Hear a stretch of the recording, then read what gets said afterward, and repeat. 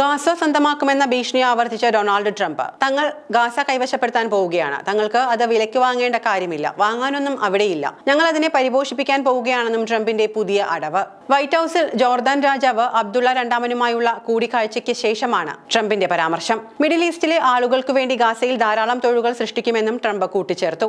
October 7 ആക്രമണത്തിന് പിന്നാലെ ഒരു വർഷമായി നടന്നുവരുന്ന യുദ്ധത്തെ തുടർന്ന് അതിദാരുണമായ ജീവിതമാണ് പലസ്തീനികൾ നയിക്കുന്നതെന്നും അതിനാൽ ഗാസ വിടുന്നതിൽ പലസ്തീനികൾക്ക് സന്തോഷമേ ഉണ്ടാകുമെന്നുമാണ് ട്രംപിന്റെ നിലപാട്. നോക്കൂ, അവർ എങ്ങനെയാണ് ജീവിക്കുന്നത്? ഈ ലോകത്തിൽ ആരും ഇങ്ങനെ ജീവിക്കുന്നുണ്ടാകില്ല. തകർന്നു വീഴുന്നതും വീഴാൻ തുടങ്ങുന്നതുമായ കെട്ടിടങ്ങളുടെ കീഴിലാണ് അവർ താമസിക്കുന്നത്. ഇവിടുത്തെ അവസ്ഥ ഭീകരമാണ്. ലോകത്ത് മറ്റൊരിടത്തും ഗാസയിലേക്കാൾ മോശമായ സാഹചര്യം ഉണ്ടാകില്ല, ട്രംപ് കൂട്ടിച്ചേർത്തു.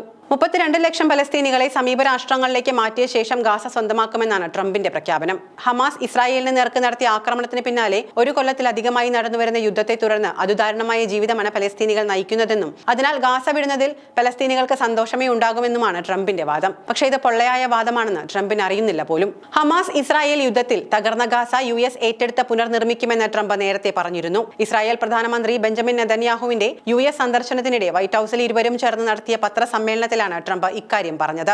ഗാസയിൽ നിലവിലുള്ള പലസ്തീനികൾ അവിടം വിട്ട് ഗൾഫ് രാജ്യങ്ങളിലേക്ക് പോയിക്കോട്ടെ, ഗാസയെ സമ്പൂർണ്ണമായി പുനർനിർമ്മിക്കാം, ഗാസയ്ക്കുമേൽ ദീർഘകാലാടിസ്ഥാനത്തിലുള്ള ഉടമസ്ഥാവകാശമാണ് US ലക്ഷ്യമിടുന്നതെന്ന് ട്രംപ് പറഞ്ഞു. അതേസമയം ഗാസയെ അമേരിക്ക ഏറ്റെടുക്കുമെന്നും പുനർവികസനം സാധ്യമാക്കാനുള്ള ചുമതല മധ്യപൂർവ്വ ദേശത്തെ മറ്റ് രാജ്യങ്ങൾക്ക് നൽകുമെന്നും ആവർത്തിച്ച ഡൊണാൾഡ് ട്രംപിനെതിരെ ഹമാസ് രംഗത്തെത്തി. ഗാസ വാങ്ങാനും വിൽക്കാനും കഴിയുന്ന റിയൽ എസ്റ്റേറ്റ് വസ്തുവല്ലെന്നും പലസ്തീന്റെ അവിഭാജ്യ ഘടകമാണെന്നും ഹമാസിന്റെ മുതിർന്ന നേതാവ് ഇസത്തുൽ റിഷ്ക് പറഞ്ഞു. ഇനി ഗാസക്കാർ എങ്ങോട്ടെങ്കിലും പോവുകയാണെങ്കിൽ അത് ഇസ്രായേൽ കൈയടക്കിയ ഇടങ്ങളിലേക്കായിരിക്കുമെന്നും ടെലിഗ്രാമിൽ പങ്കുവച്ച പ്രസ്താവനയിൽ റിഷ്ക് അടിയുറപ്പിച്ചു പറയുന്നു. ഇതിനിടെ രണ്ടാം ഘട്ട വെടിനിർത്തൽ ചർച്ചകൾക്കുള്ള നീക്കം വീണ്ടും സജീവമായിട്ടുണ്ട്. ചർച്ചകൾക്കായി ഖത്തറിലേക്ക് തിരിക്കാൻ ഇസ്രായേലി പ്രതിനിധികളോട് പ്രധാനമന്ത്രി ബെഞ്ചമിൻ നെതന്യാഹു ആവശ്യപ്പെട്ടു.